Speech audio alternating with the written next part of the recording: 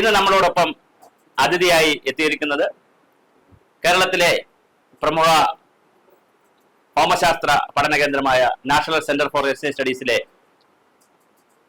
Resource analysis ഡിവിഷന്റെ ഹെഡായും പിന്നെ തുടർന്ന് രജിസ്ട്രാറുമായും അതുപോലെ തന്നെ സർവ്വജ്ഞാന കോശത്തിന്റെ പൊതുവിജ്ഞാന മേഖലയുടെ എഡിറ്ററായും ഒക്കെ പ്രവർത്തിച്ച് നിരവധി പുസ്തകങ്ങളൊക്കെ സംഭാവന ചെയ്തിട്ടുള്ള മലയാളിക്ക് സുപരിചിതനായിട്ടുള്ള ശ്രീ എൻ ജെ കന്നാർ സാർ അവർകളാണ്. സാറിന് സ്വാഗതം. സാർ, കഴിഞ്ഞ 2-3 വർഷമായി കേരളത്തിൽ മഴ നമുക്കൊരു ഭീതിയായി മാറുകയാണ്, പ്രത്യേകിച്ച് മലനിരകളിൽ. കവളപ്പാറ, പുത്തുമല, പൊട്ടുപൊടി, ഇതായിപ്പോ അവസാനം ഉണ്ടക്കൈ മലയിലും ഇങ്ങനെ പുഞ്ചിരിമട്ടത്തും ഇങ്ങനെ 2-3 മലകൾ, വെള്ളരിമലയും ഒക്കെ, ചേലാമ്പ്ര മലകൾ എന്ന് പറയുന്ന വയനാടൻ മലകൾ ഒരുപാട് ജീവനുകൾ എടുത്ത് ഉരുൾപൊട്ടി. എന്താണ് സാറിന്റെ ഒരു ആദ്യ പ്രതികരണം? ചോദ്യത്തിന്റെ ആദ്യ ഭാഗം മഴ നമുക്ക് അപകടമായി മാറുന്നു എന്നാണ്. ഈ മഴയാണ് ഉരുൾപൊട്ടലിന് കാരണമെങ്കിൽ കാഞ്ഞിരപ്പള്ളിയിൽ വേണമല്ലോ കൂടുതൽ മഴ പെയ്യാൻ. കാരണം ഏറ്റവും കൂടുതൽ മഴ പെയ്യുന്ന അവിടെയല്ലേ.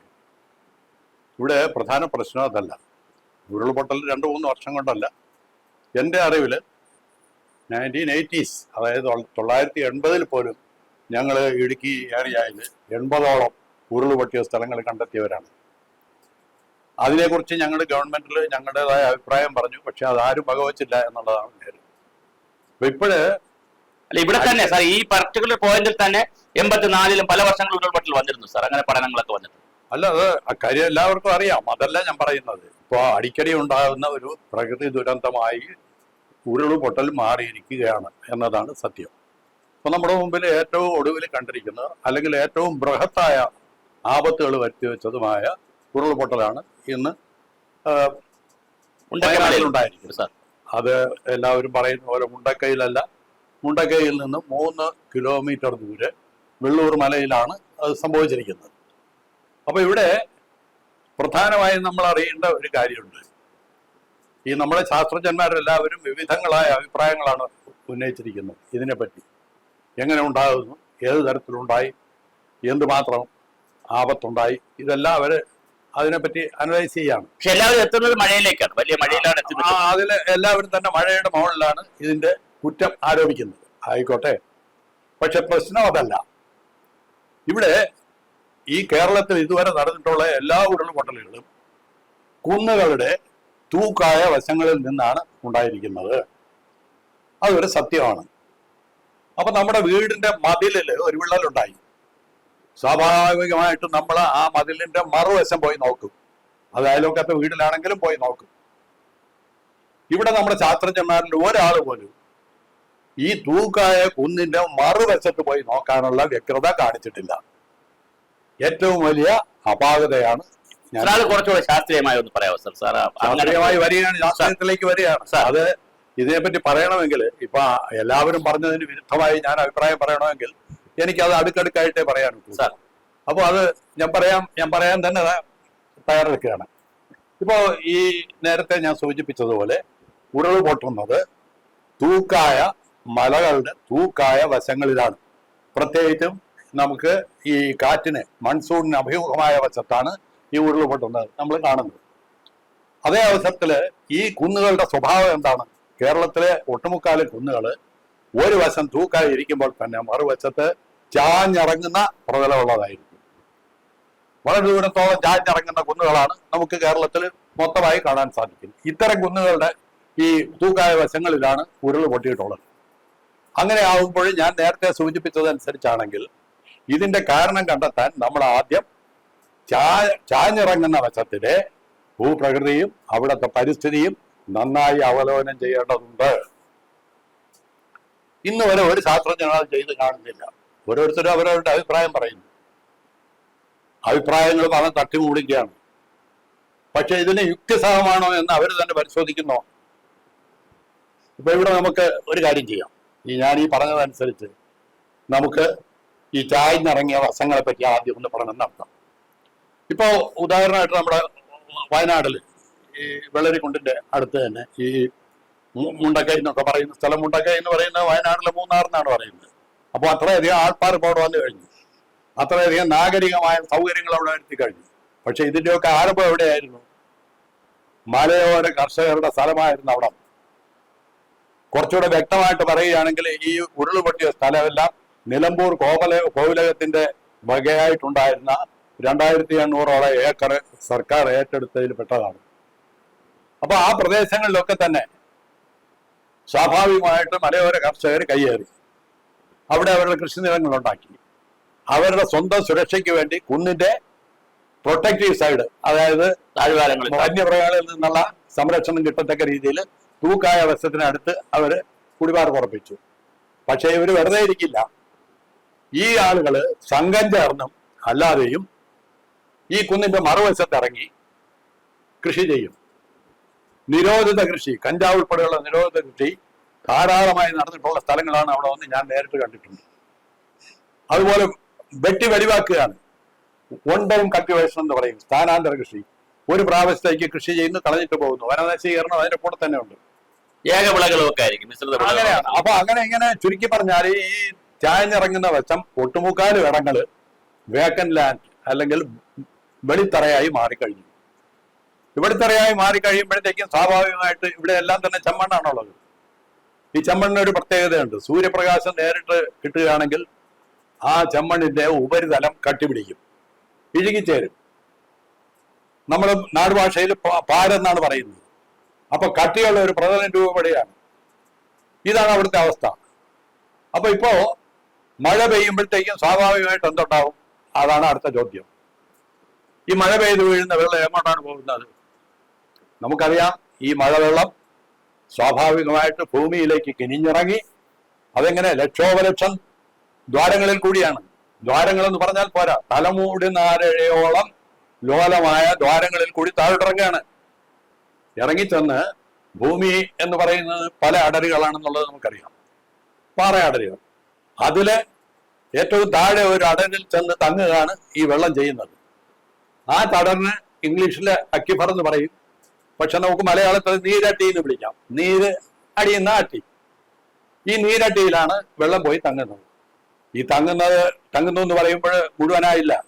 ഈ ഒഴുകി ഇറങ്ങുന്ന ചെറിയ സുഷിരങ്ങളിൽ കൂടി പോകുമ്പോൾ സ്വാഭാവികമായിട്ട് ജലത്തിന്റെ രാസപ്രവർത്തനം ത്വരിതഗതിയിൽ നടക്കുകയാണ്.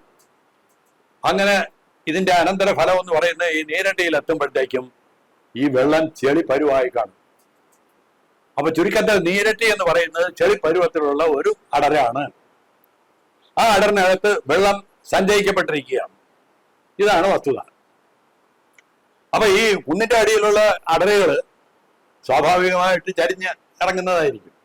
കാരണം കുന്നാണല്ലോ. അപ്പൊ മറ്റേ സ്റ്റെബിലിറ്റിക്ക് പ്രശ്നം വരും. സ്റ്റെബിലിറ്റി ഞാൻ മുഴുവൻ പറയട്ടെ. ഞാൻ പറഞ്ഞു കഴിഞ്ഞിട്ട് പറഞ്ഞാൽ മതി സാർ. ഈ എനിക്ക് അടുക്കടുക്കായിട്ട് പറയാൻ പറ്റത്തുള്ളൂ, അതുകൊണ്ടാണ് പെട്ടെന്ന് ആലോചനയോട്.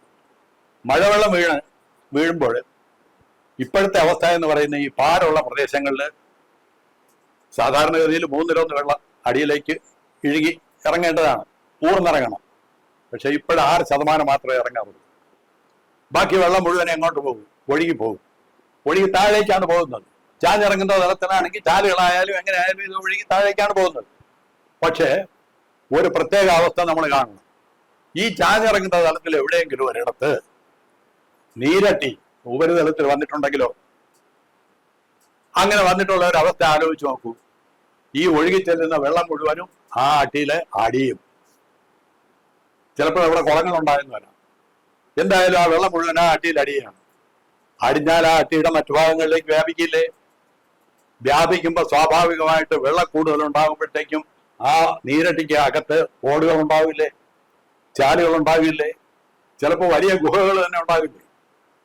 ഇത് നികത്തണമെങ്കിലും മുകളിൽ നിന്ന് ഊർന്നിറങ്ങുന്ന വെള്ളം കൊണ്ട് ചെളി കെട്ടണം. അതുണ്ടാകുന്നില്ല.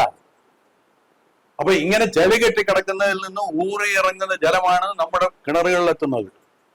മലപ്രദേശങ്ങളിലാവുമ്പോൾ അത് കുറെ കൂടെ ശക്തമായി ഊറിയിറങ്ങി ചെറിയ തോടുകളും ആറുകളും പുഴകളുമായി മാറും.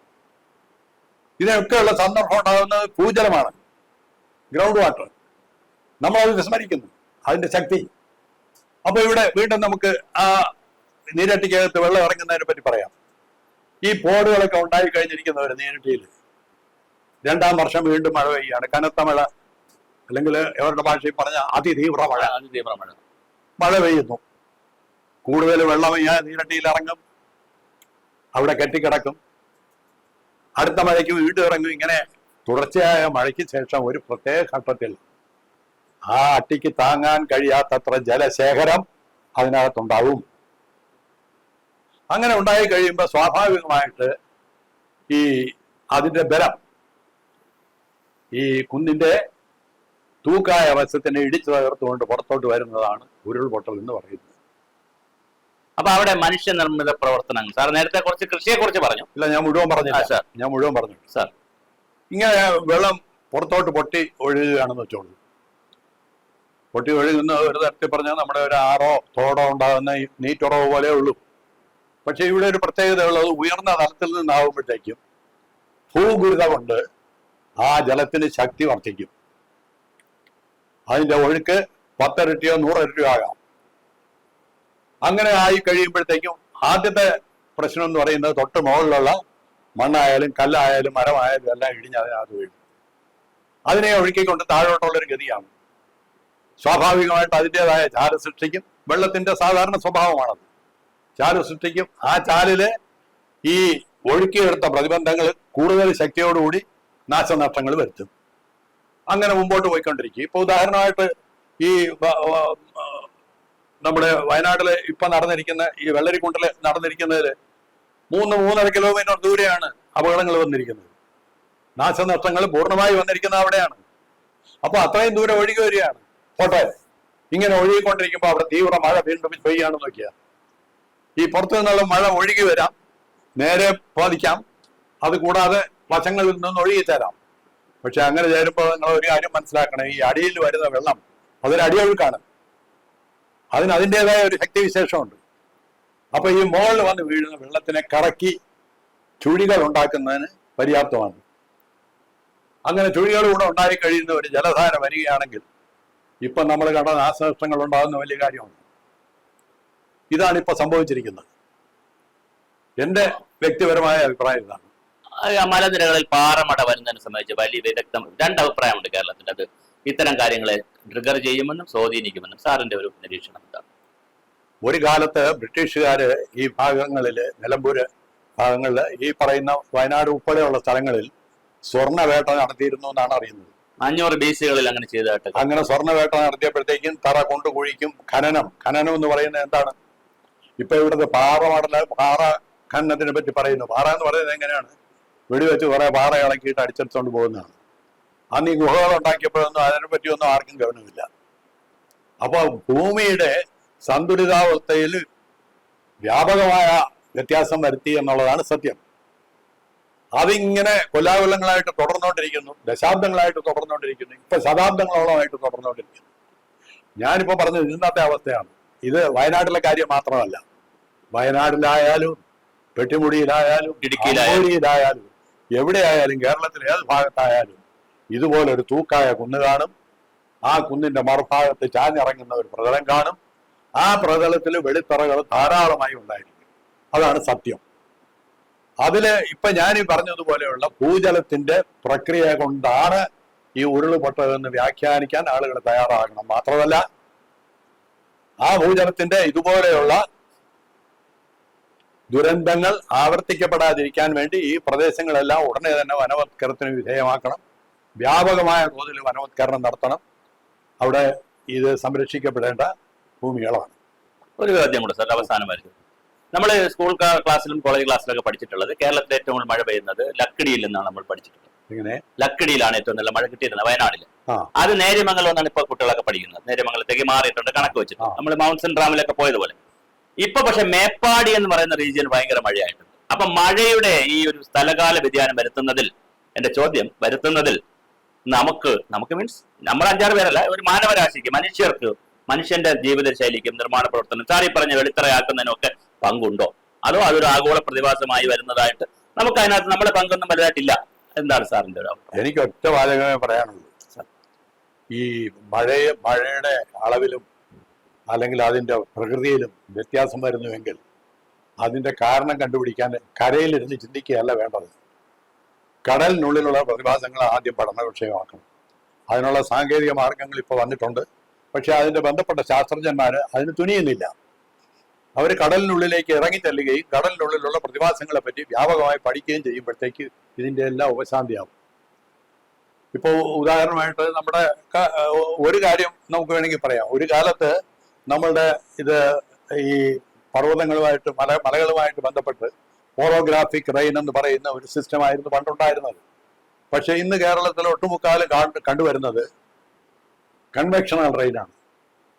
അതിനെപ്പറ്റിയൊക്കെ എനിക്ക് ഒരുപാട് പറയാനുണ്ട്. ഒരു ഉദാഹരണമായിട്ട് ഇപ്പോൾ ഈ അടുത്ത കാലത്തിൽ മിന്നൽ ചുഴി എന്ന് പറഞ്ഞുകൊണ്ട് ഒരു പ്രതിഭാസത്തിനെ പറ്റി പറഞ്ഞു. ഈ മിന്നൽ ചുഴി ഉണ്ടാകുന്നതിന് ഒരു പ്രധാന കാരണമുണ്ട്. അത് കാലാവസ്ഥാപരമായ ഒരു മാറ്റമാണ്. അതായത് ഉരുളൻ മിന്നൽ എന്ന് പറഞ്ഞൊരു സമ്പ്രദായമുണ്ട്, ബാൾ ലൈറ്റിംഗ് എന്ന് ഇംഗ്ലീഷ്. ആ ഉരുളൻ മിന്നലിന്റെ ഒരു കുട്ടി പ്രതിഭാസമാണ് ഈ മിന്നൽ ചുഴലി. എന്തുകൊണ്ടുണ്ടാകുമെന്ന് ചോദിച്ചാൽ അതിനൊരു റീസൺ ഉണ്ട്. അതിനെപ്പറ്റി പഠനം നടത്താൻ ശ്രമിക്കണം സാർ. ഇതല്ല ചെയ്യുന്നത്. ഒരു അവസാനം ഒരു ചോദ്യം. മാനവരാശി മൊത്തം മനുഷ്യരാരെടുത്താൽ കാട്ടിൽ നിന്ന് തുടങ്ങിയിട്ടാണല്ലോ ജീവിതം ആരംഭിക്കുന്നത്. അവൻ സഞ്ചാരികളായത് മുതൽ എന്നും അതിജീവനം നടത്തി തന്നെയാണ് മുമ്പോട്ട് പോയത്. അല്ലാതെ ഒരു വല്ലാതെ സമരസപ്പെട്ടല്ല പ്രകൃതിയോട് പോയിട്ടുള്ളത്. അങ്ങനെ അതിജീവനത്തിലൂടെ ഓരോ പ്രദേശവും അവന്റെ ബുദ്ധിശക്തി ഉപയോഗിച്ച് കീഴടക്കി. പിന്നെ സാങ്കേതിക വിദ്യയൊക്കെ വന്നു. ഇങ്ങനെ പോകുന്ന ഒരു രീതിയിൽ പോയാൽ നമുക്കിനി അതിജീവനം എത്ര കാലം ഉണ്ടാകും? ഇപ്പൊ ഞാൻ പറഞ്ഞത് അടിസ്ഥാനമാക്കി നോക്കുകയാണെന്നുണ്ടെങ്കിൽ യഥാർത്ഥ ശാസ്ത്ര വിദ്യാർത്ഥികളാണെങ്കിൽ അവർ ആദ്യം ചിന്തിക്കുന്നത് എന്തായിരിക്കും എന്നറിയുമോ? സംസ്ഥാന വ്യാപകമായിട്ട് ഭൂജല സർവേ നടത്താൻ ആലോചിക്കും. ഭൂജല സർവേ അല്ല വേണ്ടത്, നീരട്ടി സർവേ, അക്വിഫർ സർവേ ആണ് നടത്തേണ്ടത്. അക്വിഫർ സർവേ നടത്തണം എന്ന് പറഞ്ഞാൽ നമ്മൾ നടന്നു പോകുന്ന തിരുവനന്തപുരം നഗരത്തിലെ മെയിൻ റോഡ് ഒരുപക്ഷെ പൊട്ടിപ്പളർന്ന് താഴെ പോയെന്ന് വരാം. എവിടെയൊക്കെയാണ് നീരട്ടി അതിന്റെ സന്തുലനാവസ്ഥയ്ക്ക് ഭംഗം വന്നിരിക്കുന്നത് നമുക്കറിയാൻ വയ്യ. അപ്പൊ കേരളം ഒട്ടാകെ ഈ പ്രതിഭാസമുണ്ട്. ഞാൻ നേരത്തെ പറഞ്ഞ പാര് എന്ന് പറയുന്നത് കേരളത്തിലെ വെളിപ്രദേശങ്ങള് സംസ്ഥാനം ഒട്ടാകെ അതുണ്ട്, വർദ്ധിച്ചു വരികയാണ്. പക്ഷെ അത് നിവർത്തിക്കണമെങ്കിൽ അതിനുള്ള ഏറ്റവും നല്ല മാർഗം എന്ന് പറഞ്ഞാൽ സമഗ്രമായ രീതിയിൽ ഇത് പഠിക്കുകയും പിന്നെ ഈ നീരട്ടിയുടെ സന്തുലിതാവസ്ഥ മടക്കി കൊണ്ടുവരണമെങ്കിൽ ആദ്യം വേണ്ടത് പച്ചപ്പ് വർദ്ധിപ്പിക്കുകയാണ്. അപ്പൊ കേരളം സസ്യശ്യാമള കോമളമാണെന്നൊക്കെ പറയും, പക്ഷെ മരം വെച്ച് പിടിപ്പിക്കാൻ ആർക്കും താല്പര്യമില്ല.